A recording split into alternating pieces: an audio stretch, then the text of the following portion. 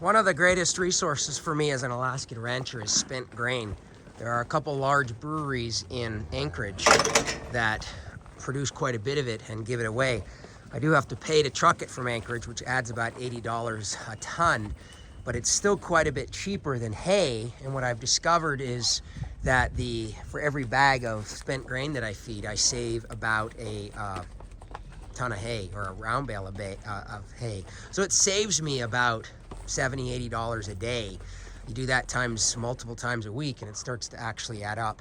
Second thing is the cows love it. I mean, even the horse loves it. They say not to give spent grain to horses, but try to keep Doc out of it. I mean, he loves it. He heard me coming and he's here and he's got his ears pinned and he's gonna get his fill.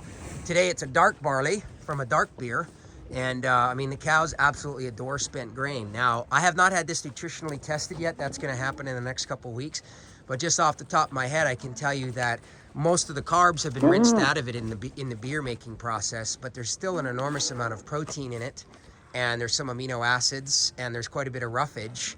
And I think the results speak for themselves. I mean, the cows really love it. They'd eat three tons of it a day if I let them.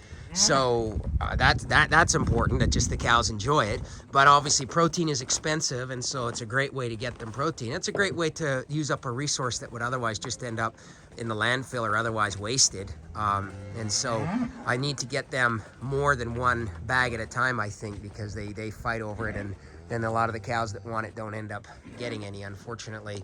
But I have to kind of guard it, because if I let the cows eat all they wanted, I would be gone in, I don't know, a couple days. So in fact, I think because it's Christmas, I'll give them a treat and give them one additional bag here, just because I can. But spent grain, it's a hell of a thing, and it hasn't caused me any problems at all, by the way, with bigger calves or excess protein or any of the horror stories that you hear about spent grain. I've never had a single problem with it. This is my second year feeding it. And the horse is doing great, the cows are doing great, the calves grow, everybody loves it. It comes out steaming and warm. It's a real treat for the cows, and I can't say enough good things about spent grain.